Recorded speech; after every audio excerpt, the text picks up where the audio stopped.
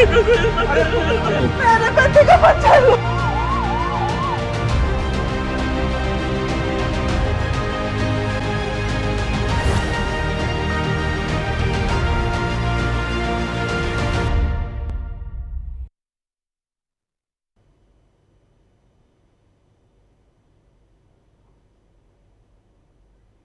पूरी खाली थी, मेरा पति साइड में था, एक इंसान आया, उसने उसको गोली मार दी यहाँ पे। उसने बोला कि शायद मुस्लिम नहीं है, उसने उसको गोली मार दी। नहीं नहीं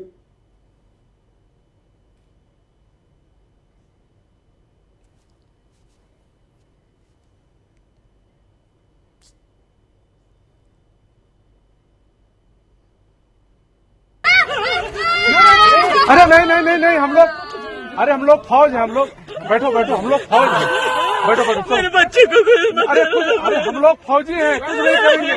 आपकी सेफ्टी के लिए आए हैं, आओ, आपकी सेफ्टी के लिए आए हैं, बैठो बैठो बैठो बैठो, आपकी सेफ्टी के लिए आए हैं। हम इंडियन आर्मी हैं, बैठो। ये इंडियन आर्मी है। आप लोग कहाँ से आए हो, कहाँ से आए आप लोग? Well, the chorus across the nation is loud and clear. The people want decisive action and direct action against Pakistan and its proxies. That is the chorus across the nation. Take decisive and direct action against Pakistan and its proxies. There is widespread anger in the nation over the cowardly attack in Pahalgam that has left 28 people dead. Union Home Minister Amit Shah, who visited the attack site a short while ago, assured the nation that Bharat will not bend to terror and the perpetrators of the dastardly attack will not be spared.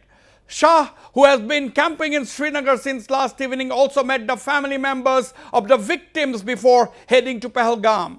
Shah will rush back to Delhi later in the day to attend the crucial Cabinet Committee on Security meeting to be chaired by the Prime Minister Mr. Narendra Modi at 6 p.m. How India responds to this big provocation by Pakistan will depend on what the Cabinet Committee on Security decides.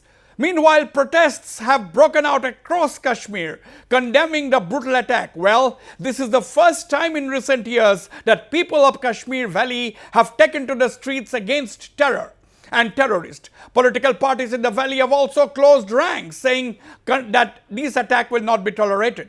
There are candlelight whistles in Pahalgam last night, with locals saying they were Indians first and not allow killing of fellow Indians on their soil. This is unprecedented and the nation has truly united against terror. All eyes are now on the retaliatory action to be taken by the government of India. Interestingly, there are some reports doing rounds that Pakistan has kept its air force on high alert. So, is Pakistan anticipating another surgical strike? What are the options before India? Joining me on this special broadcast are two very well-known commentators. One is, of course, Dr. Ajay Sahni, Executive Director of the Institute for Conflict Management, one of India's well-known counter-terrorism experts. And I have with me Lieutenant General retired Rana Pratap Kalita, the former GOC-in-C of the Army's Eastern Command. Gentlemen, welcome to this live broadcast. Now, to you first, Dr. Ajay Sahni, the chorus across the nation, as I said, is one: take decisive and direct action against Pakistan and its proxies. I don't think policies are decided by these kind of choruses. This has been a terrible incident, and obviously there has to be some kind of a retaliation. We have to identify who precisely has done this, and we have to target very narrowly those who are responsible for this. If, of course, Pakistan is seen to be demonstrably behind this, which is very likely, of course, that a group based in Pakistan has orchestrated this, even if it is, as is being put out, the resistance front, which is a front of the Lashkar-e-Taiba. The Lashkar-e-Taiba in particular becomes a target of potential attack. I think the most effective action or the most effective avenue at this juncture to be explored would not be a direct action, but rather covert responses. And India does have certain capacities for covert action in Pakistan today. And that is the direction we should take without trying to unnecessarily escalate in actions which have been taken in the past where explicit military initiatives have been launched with extremely questionable, shall we say, impact. So instead of going a conventional military route, I think we should be focusing on the possibilities of covert responses Right. to against the responsible groups and state. Now, let me take this question to General Kalita. General Kalita, you know, what should be India's response? Because you see, the Prime Minister has cut short his visit to Saudi Arabia. He's back in New Delhi. He has already been briefed by the intelligence agencies. He had a meeting with External Affairs Minister S. Jaishankar and the NSA Ajit Doval. What should be India's response according to you? Yeah, firstly, I think the response has to be at different level. Firstly, let me talk from the tactical level. At the tactical level, that's on ground, the response has to be, first response is to launch a coordinated operation, basically to hunt out the perpetrators of this heinous crime. So that has already been launched, and also to provide a sense of security to the and solace to the people who have undergone this huge tragedy. Not only that, not only the relatives of the people who have been killed and the injured, but also the locals of that area, the tourists which are present in Jammu and Kashmir.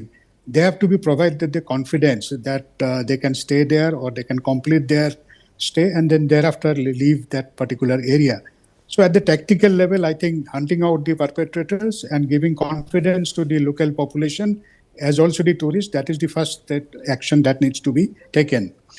And while the anger is justified and people, everybody across the board, the whole nation is calling for immediate retaliation, but like Dr. Sani had mentioned, that cannot be, just a knee-jerk reaction. It has to be well thought through.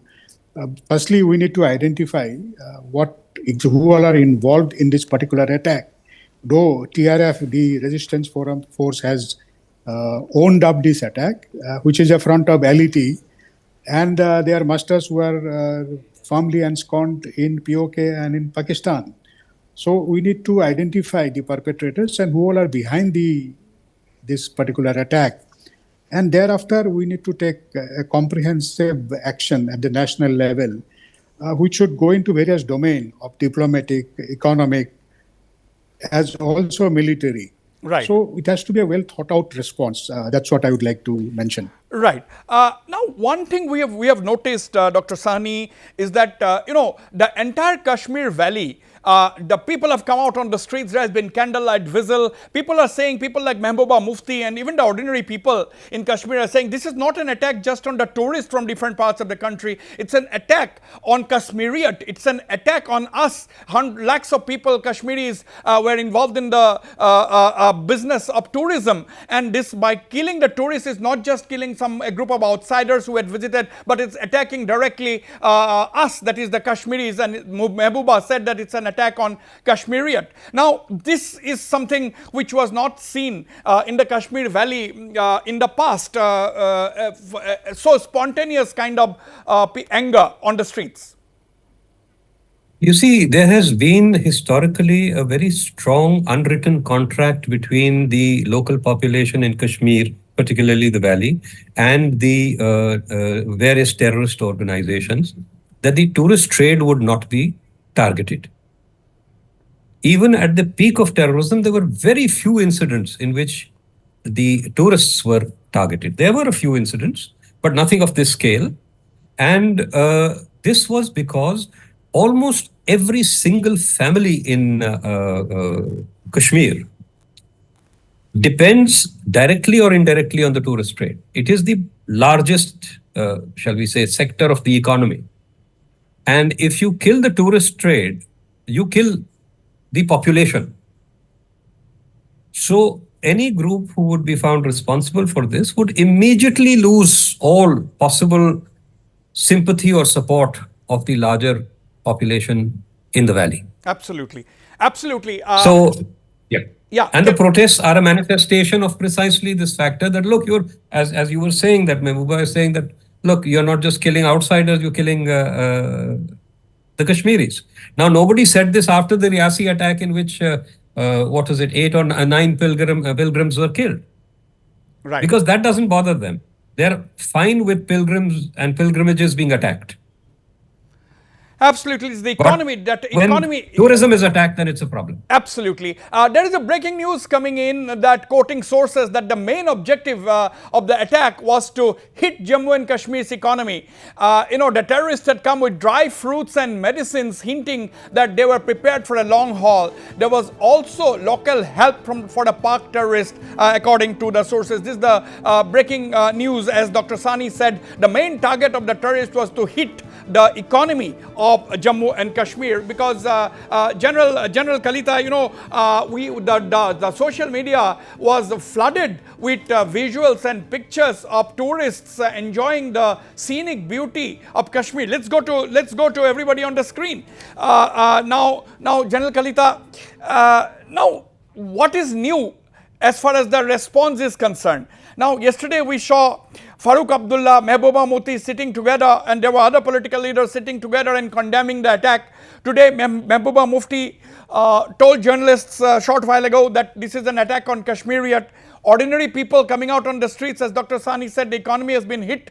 Ordinary people said that, we are not going to support, we are condemn this Pakistani action in any case. So this kind of a response, do you think, do you look at it as a something new kind of a response on the streets of J&K?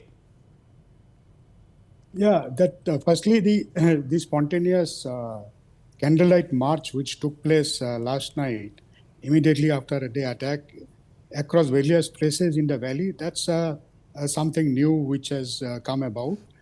Even in the earlier attacks also, we are generally condemned by all the political parties and the masses as well. But such spontaneous protests which took place last night, like in places like Sopore and Baramulla and Pahalgam, that is something which is new, which you need to take note of. And definitely, like Dr. Sani has said, and you have also mentioned, because this attack hits the economy, because the tourists have been directly targeted. Generally, such large-scale attack on tourists have not certain number of times where they target Amarnath Yatra, but that's in a different context. But tourism as a whole, as an industry, it sustains the Kashmiri economy. So tourists have not been targeted so far, at least in the large scale, but small, yes, isolated incidents here and there, like a couple of years ago also in Pahalgam itself, I think a couple from Jaipur were attacked. So something like that had happened, but not such a large scale attack. But in this, I would like to bring up one more issue. You see, there are these different scales of attack which take place in Kashmir. We have to understand the various different types of attack which are taking place. And one is the attack on the security forces, which is a direct military confrontation between the terrorists and the security forces, basically to show their relevance and to show their authority to the people to gain their support. And the second is to, such small-scale attacks like against the non-locals to create some sort of a fear psychosis among the people. And the third, I would like to categorize is such large-scale attack, like what had happened in Pahalgam or what happened in Pulwama or what happened in Uri or in Chiti Singhpura in 2000. These are basically aimed at a strategic messaging by the perpetrators, as also these attacks the confidence of the nation. Like this particular incident, if we look at it, I know it has shaken the confidence of the nation in our ability to retain and maintain peace in Jammu and Kashmir and to ensure that it returns back to normalcy where peace and development can take place. Right. Now, another aspect of this whole issue, Dr. Sani, I'd like to bring to your attention, what about the timing of this attack? Number one, one of the main suspects in the 26/11 Mumbai attack, Tahawur Rana, that the notorious Pakistani Canadian national, India has successfully been able to get his custody, and he was extradited from the United States. He is in Indian custody at the moment, number one. Number two, there's this very high profile ongoing visit of the United States Vice President J.D. Vance. and his family. It's a high profile event going on because he's not like a conventional vice president. He has the years to the president of US and so on. And then what is going on in Balochistan, the Pakistanis getting hit after hit by their own rebellion within the Baloch territory. Now, how do you look at this timing and all these events? Do you see a pattern? Do you think sort of a retaliation, desperate act? Frankly, I have always felt that whenever a major incident occurs, we start looking for patterns.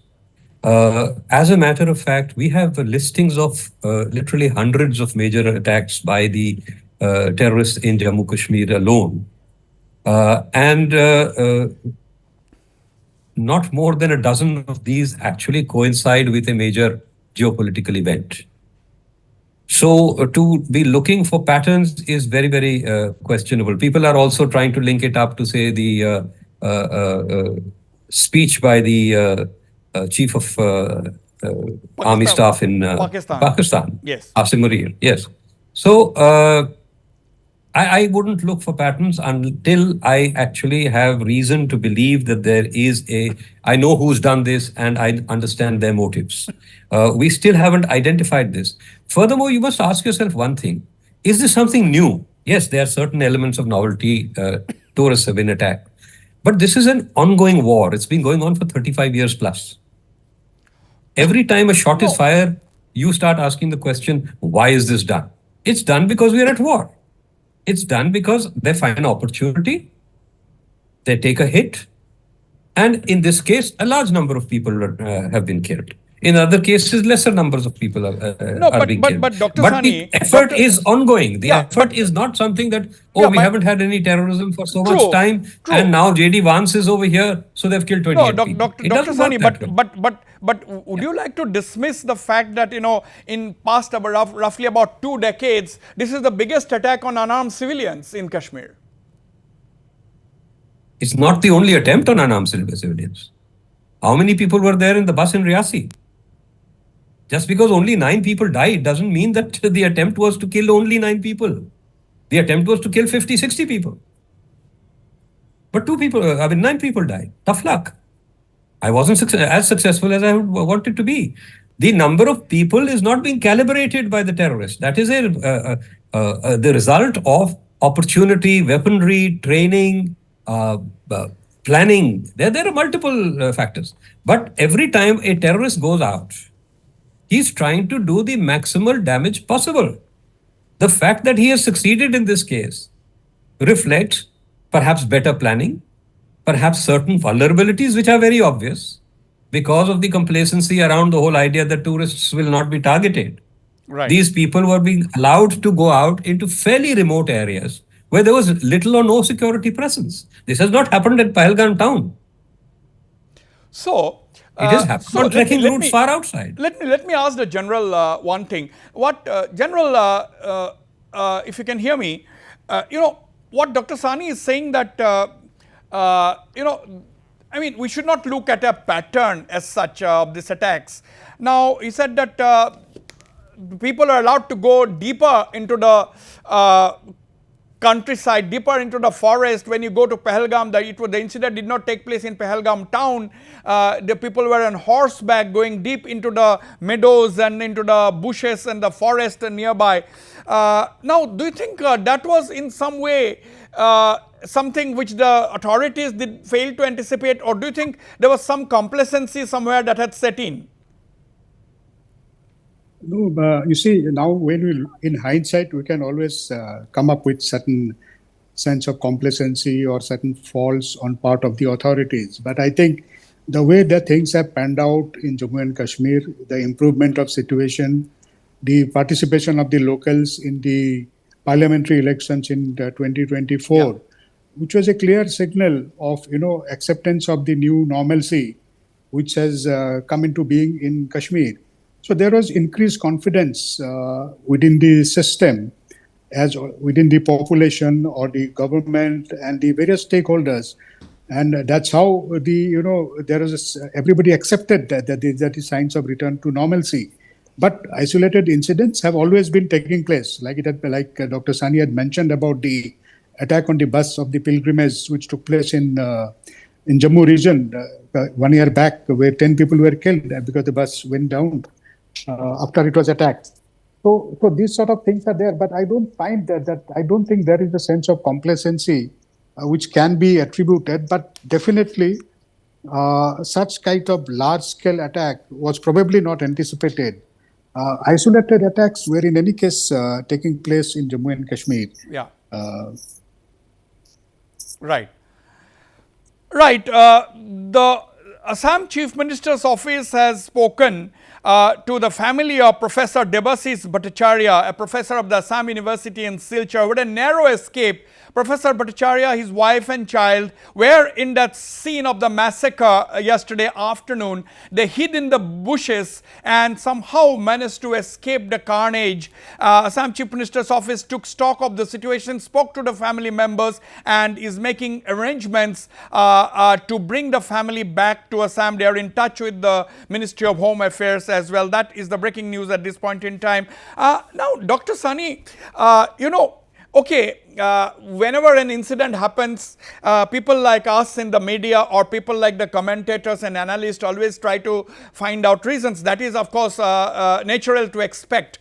But can we dismiss the fact that, can we dismiss the possibility of Pakistan and its proxies looking for an opportunity to divert attention from, what is going on at home? The economy is in shambles, and the Balochistan, they have received some of the biggest hits against the security forces, against the Pakistani security forces by the Baloch rebels. So, don't you think that, this could be some kind of an attempt to deflect attention at home? Just also go back to something that General Kalita said before I move to this question. You see, security assessments are made in accordance with the situation on the ground. There was an assessment at one point of time that Jammu is relatively safe. So there was a dilution of force over there, which resulted in the weakening of the grid, which resulted in those spate of 3 or 4 incidents taking place last year. Immediately there was a response, and there was we have not seen any major incident thereafter. So you can't saturate every inch of Kashmir with force and make it impossible for any incident to take place. There will always be gaps, and those gaps occur because an assessment is made that, look, this area has never been targeted, will not be targeted. And it is on the basis of such assessments that real deployments are made on the ground. So this is not a failure. This is part of how the system works, and it will be exploited by the adversary. Now, as far as Pakistan is concerned, let me remind you that when Pakistan was in a relatively more stable and much better position, there was far more trouble in Kashmir than there is now. So to say that, oh, Pakistan is in trouble, therefore Kashmir, I told you that, I said this before. This is an ongoing war. You don't start looking for new motives every time. So Munir has made certain statements, but these statements were made again and again and again by army chiefs, by political leaders, etc., etc., all of whom have said that Kashmir is our juggler. Muslims are suffering over there. We must launch jihad over there. Everybody said it. Understand that the scale of operations is defined by the capacity of the state backing them. Do they want to distract attention from that? I could have the reverse argument. They don't want any attention to Kashmir right now because they've got so many internal difficulties. But both these options are speculative. Right. I don't know what their motives are. We should not apply motives where we have no basis. That is completely unjustifiable if you are trying to make a security assessment. Right. Now, I'm also joined at this moment by Mr. Bhaskar Jyoti Mahanta, the former Director General of the Assam Police and currently the Chief Information Commissioner of Assam. Mr. Bhaskar Jyoti Mahanta, I was asking General Kalita and Dr. Ajay Sani whether they see anything in the timing of this attack, because my question was, there was a high-profile visitor in the state, the Vice President of the US, the Tahawur Rana, one of the prime accused accused in the 26/11 Mumbai attack has been successfully brought to India. Got himself extradited from the United States. And what is happening in Balochistan? And both the gentlemen have said that it will not be proper to attribute motive behind this, and Dr. Sani says this is an ongoing war. But my question to you, Mr. Bhaskar Jyoti Mohanto, is that naturally the common voice across the country now after yesterday's incident is that there has to be direct and decisive action against Pakistan and its proxies. How do you look, and what do you think should be the Indian response? Basically, I'll take a little different call. J.D. Vance's visit is being viewed as very important, all right. There are instances like President Clinton's visit in 2000, when a large number of Sikhs were assassinated. They have been doing this kind of thing. Pakistan's trying to internationalize Kashmir, especially when there is a high-profile visit. Also, when Prime Minister Wasbir has visited Lahore, around that time, about 20 people were killed in Rajouri, just to attract attention and deflect. That kind of a situation had happened time and again. So J.D. Vance's visit and the assassination timing coinciding with it does have a connection, all right, I would say. And Asif Muni's jibe at India and recent lectures about two-nation theories, etc., India not caring for Pakistan at all.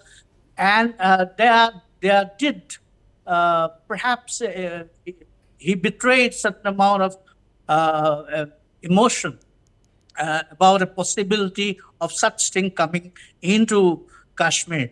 On the other hand, we had thought that Kashmir is now under control. And as Dr. Sahni had mentioned, that security forces have been withdrawn to quite an extent. There have been quite an amount of gap areas. But then there is an SOP. I'm told a friend of mine from Kashmir had called and he said, there's an SOP, especially on any high-profile visit, that SOP comes into being. I'm not too sure whether that SOP, standard operating procedure, especially during the visit of a high dignitary, was put in place or not. So there would be, I'm sure, questions asked about lack of security presence around. However, yes, talking about rightfully so, India is very angry. The kind of response that the demand for response that is coming is obviously very egoistic. But then India has to take a look at it as an ongoing war and publicly staged operations across LOC, like the post-Uri operation, is one perhaps, one of the public show that can be perhaps thought in terms of. Okay. There has been, now that we'll have to wait. We'll have to wait and watch whether they will go for a public display or they will go for a covert operation.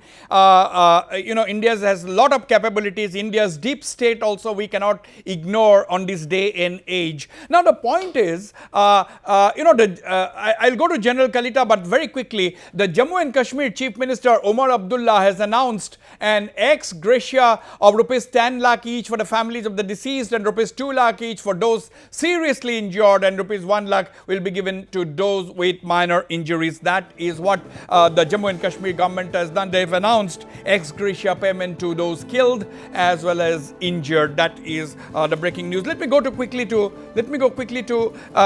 General Kalita. General Kalita, whenever this kind of an incident happens, we talk about joint operations, we talk about enhancing security. Now, you are well aware of the high degree of security, the layered security that is in place or has always been in place in Jammu and Kashmir. You are well aware of the number, of the strength of the forces, whether it is the army, whether it is the paramilitary, or whether it is the police or the special police officers and whatnot.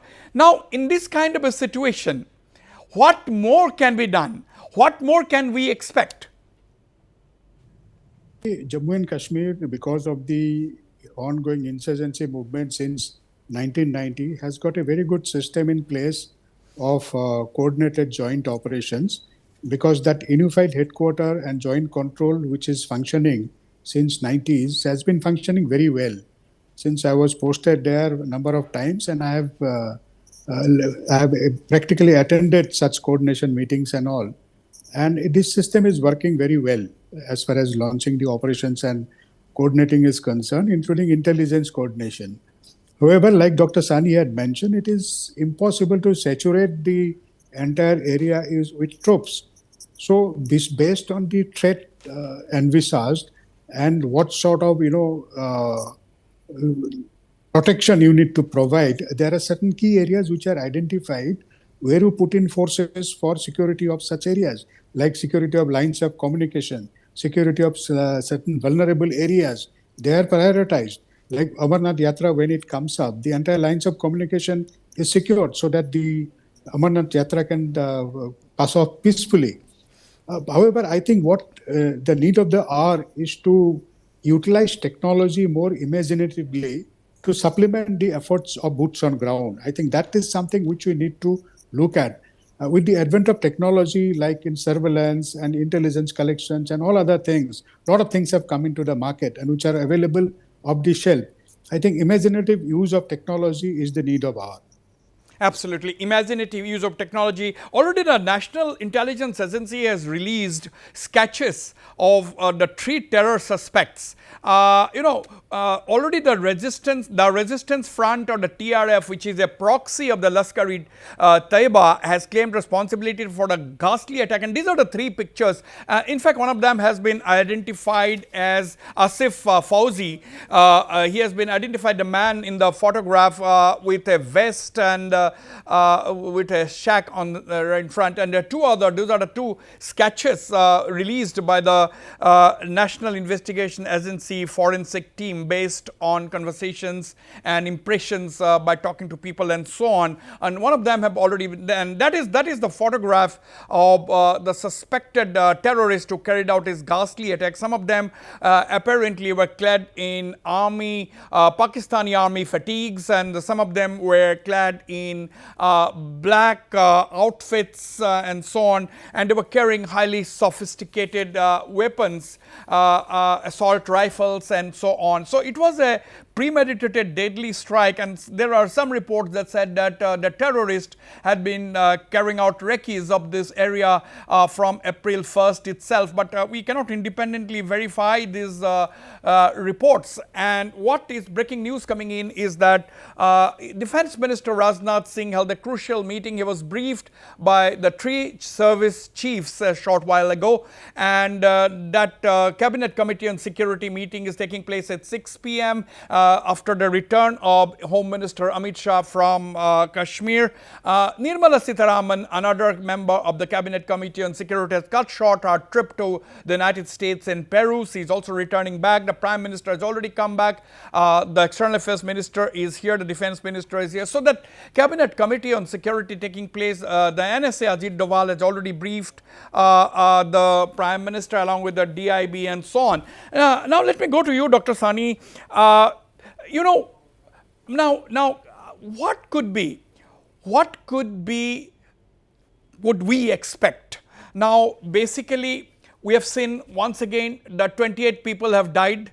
The loss is to the Kashmiri traders, business people. The economy has been hit, and those people have lost their loved ones. Now, you are saying that this is an ongoing war. Now, what is to be done? There is no scope of any dialogue with Pakistan at this point in time. We have tried it in the past unsuccessfully. Do you think this war and measures to counter the war, do you think this is going to go on like this?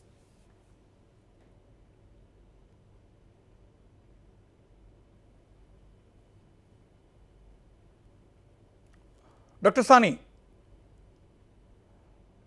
Okay, let me take that question to Bhaskar Jyoti Mahanta, and I'll ask the same question to Dr. Ajay Sani later. Bhaskar, yes. As per my information, there are about 60 numbers of foreign terrorists sitting pretty out there in Kashmir right now. 35 of them are LET or TRF with this guy Sadat Jak or Lengra as their leader. and the rest of them are 20 to 25 about Jash, and the local varieties are much lesser. Now these guys, you rightly say that the terrain is so very difficult for the security forces to be getting after them. Despite application, the drones won't fly, for example, in those difficult hilly and terrains of jungles, etc. Even the drone feeds would be misleading. So adopting right kind of technology in this regard, especially they have stopped using mobile phone, telephony. They know that they can be tracked and they have become very sophisticated. In fact, the whole operation has a telltale signature of a long drawn, thought out plans. It's not just a suddenly emerging group coming and opening fire, staccato fire on unsuspecting civilians. No, it is a thought out operations, and perhaps there are important, interesting brains working on it for quite some time. So we need to look at it actually, not merely the guys who are caught so far, but then players behind these guys need to be really identified. And if we find that these guys are having, in addition to the non-state actor, some state actors Right. are at it big time, then I guess India has to do what it must. Right. Now, Dr. Sani, Dr. Sani is, you can hear me, I suppose, now.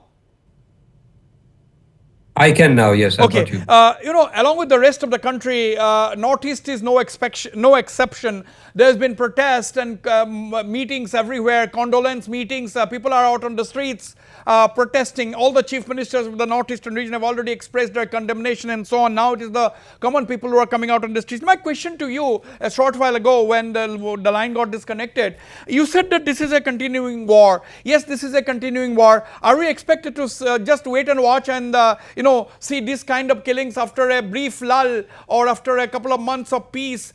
Because last couple of weeks, the social media was flooded with photographs of people enjoying in the Kashmir, the same very place, and they were just enjoying the landscape, they were enjoying the scenic and the picturesque beauty of the place. I said it's a continuing war, and in this continuing war, it is not as if we have been sitting on our hands.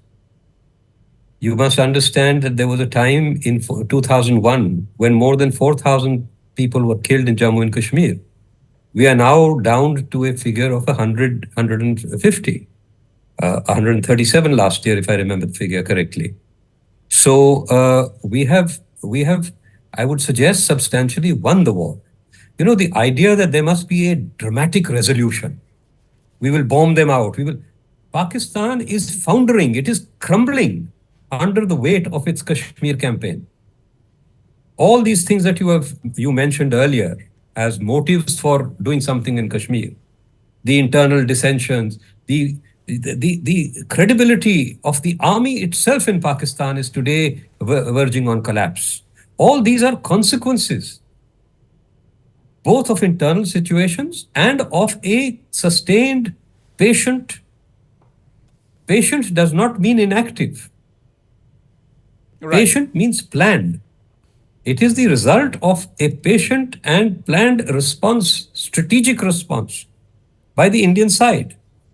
Every time a major incident occurs, we do not have to go there and start bombing places up. We are doing things and things will be done. How they will be done, I am not in a decision-making position. But there will be a response. That can be, and there has always been a response.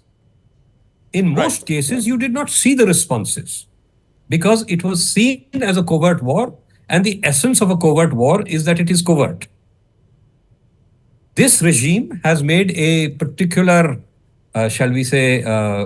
exhibition of its responses. I regard that as a failure because they have sought to politicize their responses rather than to send a clear and unquestioned message across to the perpetrators that harm will come to them if they inflict harm on us. And please understand, we've come down from thousands of fatalities a year to less than 200 fatalities a year for the last several years. Absolutely. Now we no, we have that surgical strike, that successful surgical strike as a precedent, and that is the reason why, General Kalita, people across the country are expecting a repeat of that. Now, whether that happens or not is a different matter. I'm not saying that that should be done or not done. And now the point is, General Kalita, is that, as Dr. Sani said, Pakistan is an absolute chaos at this point in time, both financially. Their army has taken severe hits. Balochistan is up in arms. The army has taken severe hits in Balochistan, and we see the army chief, making political statements and something which we in India cannot expect. So, do you think a lot of these factors, will be at play within them, and some of these elements crossing over or being allowed to cross over or facilitated to cross over? Do you think all of this can be at play in Pakistan? See, we have to understand that any form of return to normalcy in Jammu and Kashmir would not be liked by Pakistan, and because they want Jammu and Kashmir to be continuously on boil. And through Jammu and Kashmir, of course, thereby indicating that even India should be continuously continue to burn in various places. Likewise, they have also, we all know after the instability in Bangladesh, after the Sheikh Hasina was dethroned from our government in 5th August last year, there has been increased collaboration between the Pak army as well as ISI with Bangladesh. With what aim? That we have to see. So Pakistan is going to continue to needle us, whether there is instability within their country or they are in economic downturn, they will continue to needle us. That's their policy. It's basically it's a question of existence of Pakistan as a state, as a nation. Based on the two-nation theory, based on which they came about. So they will continue to needle India as a country, whether through Bangladesh or whether through abetting the terrorists in Jammu and Kashmir, or undertaking actions like we saw in Bombay in the attack on the Taj Hotel. So such type of activities Pakistan will continue to instigate or try and carry out. Absolutely. But what we need to see is the timing of this particular attack and the purpose of this particular attack. This attack has taken place during the We'll stay with the visuals. We'll stay with the live visuals. Vice President of US, and while the Prime Minister is in Saudi Arabia. We'll have that visual again. Yeah, like we have talked about it. This is basically for the terrorist group as well as Pakistan army to regain their relevance as far as Jammu and Kashmir is concerned. I think that is what I would like. I'd like to reiterate. Right. Now, you see, a short while ago, the visuals on the screen a short while ago was that Mr. Amit Shah, the Home Minister, still at Pahalgam, at that place where the massacre took place, he was seen talking to top army and paramilitary officials, besides, of course, police officials. He is about to leave that place and return to New Delhi for that crucial meeting on the Cabinet Committee on Security. That is one. And we are getting condemnation now. The Bollywood has condemned, the cricketing world has condemned, Virat Kohli, Hardik Pandya. So, they've joined common people around the whole country in condemning. We are seeing Ghulam Nabi Azad there, talking. So that is also talking. Everybody is talking. Now, the point here is, Mr. Bhaskar Jyoti Mahanta, as the General Kalita was mentioning, there is so much of trouble in Pakistan within internal, and here we have our neighbor Bangladesh also taking some kind of a hostile posture by inviting the Pakistani army to come and train the Bangladeshi soldiers. And do you think Pakistan will be only happy to extend its nefarious activities to the Eastern Front? Sorry, these are the visuals. These are the visuals of Amit Shah in Pahalgam on your screen. Yes, Bhaskar, please continue. Yes, Mr. Mahanta. Yes. The Pakistani chief of army, Munir, is a hardliner Islamist. He is not one of those whiskey drinkers, generals like his predecessors. He is an out and out Islamist, and he wants at the drop of the hat, he cites Quran and Hadith, etc.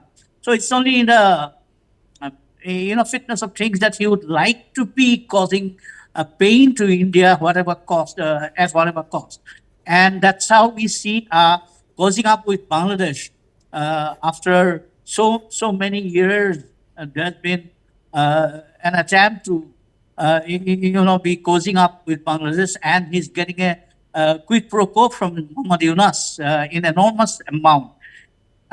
Pakistani army at present is enormously unpopular in Punjab. Punjab and Sindh and all kinds of states out there in Pakistan itself. It has acquired humongous companies, acquired great amount of land, great swaths of land, making canals, and thereby depriving commoners of water.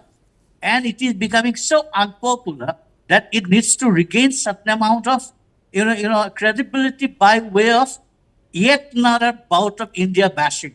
And if it can create an ecosystem of anti-Indiaism, especially when US cares two hoots about existence of Pakistan at this moment, but it would also like to be kind of attracting attention of the US administration as well. So it is the right time for them to create such a ruckus, and it's only happening, it's falling into places why this could happen at this hour.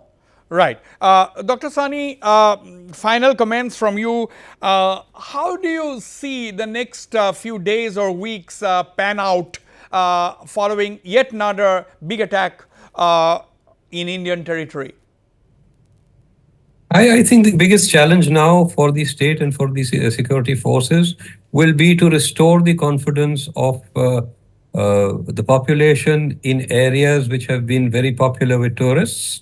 And this is not impossible to do. There may be some limitation to the areas within which tourist circulation will be permitted, areas which are better protected and where deployment or surveillance can be assured or rapid responses can be ensured. The kind of free movement that has been allowed in the past may have to be circumscribed for a while, till there is a restoration of confidence that such actions will not be possible again. The other thing is that we have to wait for the government to decide how it is to respond to this action and against whom it chooses to respond. There will be a response. This must be you can be very confident about that. There will be a response, and we are yet to see what the nature of that response is. Right. I think that there will be a response, and if we can say that it's an indication that was given by none other than Union Home Minister Amit Shah himself in Pahalgam, standing on that very meadow that was the scene of that massacre yesterday, where he said that Bharat will not bend to terror and Bharat is going to give a fitting reply to the attack. So now, General Kalita, in the days ahead, what do you expect, and do you think that the target of the attackers, target of the perpetrators have already been achieved? Because the economy in J&K, as you yourself said, the confidence was building up among the people, and as some of the common people during the protest last night in Pahalgam, they said that, well, more than 1 lakh people, youths were involved in the tourism business or tourism trade, and this is an attack on our hospitality, on Kashmiriyat, on us, on our livelihood. So do you think the perpetrators have succeeded in achieving their objective? Because tourists will think twice before visiting Kashmir again. Yeah, definitely. This particular attack will definitely dampen the spirit of the tourists, which were flocking in huge numbers to Jammu and Kashmir, particularly Kashmir. We are told that for the Tulip Garden, there are about 6 lakhs visitors who came and visited the Tulip Garden. I'm sure, in fact, a number of my friends and relatives have started calling me to ask me whether it is safe to go to Kashmir now or should we cancel their reservations. So that sort of sentiments has already setting in, and it's definitely, as far as that particular objective is concerned, of impacting the economy and shaking the confidence of the tourists in the peace and normalcy of the state, that definitely have been achieved. But I would also like to, partly answer what you asked Dr. Sani. Apart from what he said about restoration of confidence of the people, I think we also need to immediately, like I mentioned in the initial stage only, at the tactical level, we must launch coordinated operations to track out those perpetrators of this particular heinous crime. As also, we also need to identify the support structure, because without support structure of the locals, this attack could not have been possibly carried out. So that local support structure needs to be targeted immediately. So that's something which we need to take. I'm sure the people on ground are taking action towards this. And apart from that, I would also like to mention a point that particular thing of targeting, separating out, segregating the Hindus and then they're killing them. Basically, this is to incite communal violence and trigger a series of backlash even within the rest of the country. I think as a nation, which we need to prevent at all cost, any sort of backlash in other parts of the country is going to lead to spiraling out of the situation, which as a nation, I think we need to address. Absolutely. Finally, Mr. Bhaskar Chetty Mahanto, how do you see the next few days and next few weeks pan out following this incident? And as General Kalita said, this could also, apart from hitting the economy in Jammu and Kashmir, the perpetrators could have a broader objective of inciting communal tension across the country. I agree with you. Basically, yes, the tourism might take a hit for some time, but we have also silver lining. The government has done fantastic work in ensuring eliciting confidence of the people. Otherwise, this concept of Kashmirian getting hurt, this is being spoken so widely. And this shows that gone are those days of absolute sway over the constituency of these foreign mercenaries in Kashmir. They are all gone now. And people of Kashmir want to have growth, development, and the way it's been moving now, they're pretty happy about it, till such a hiccup has come about. And India would go all out, I'm sure, against this perpetrator, this 60 foreign terrorists, Jaish or LET or whoever they are. We'll keep it. Anti-insurgency operations will be going full scale, and I'm waiting for the kind of response to the state which had perhaps backed it all up. Absolutely. We'll wait and watch. We'll have a close watch on how India responds to this. And of course, I'd like to conclude by one of the voices that is coming out from the Kashmir Valley is that we are Indians first and Kashmiris second. That is the mood in the Kashmir Valley now. Gone are the days, as Mr. Bhaskar Chetty Mahanto said, where there was complete sympathy or a large amount of sympathy, if I may use the word, towards these kind of activities. But now the mood on the ground is changed, and that is why the voices are coming out. We are Indians first and Kashmiris second. I'd like to thank my panelists, Dr. Ajay Sani, Lieutenant General Retired R.P. Kalita, Mr. Bhaskar Chetty Mahanto. Thank you very much for being with me on this special broadcast. Goodbye. मेरे बच्चे को